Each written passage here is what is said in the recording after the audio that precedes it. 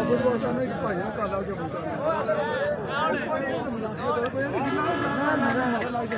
ਨਹੀਂ ਮਾੜੀ ਆਦਤ ਹੈ ਭਾਈ ਆਸਫ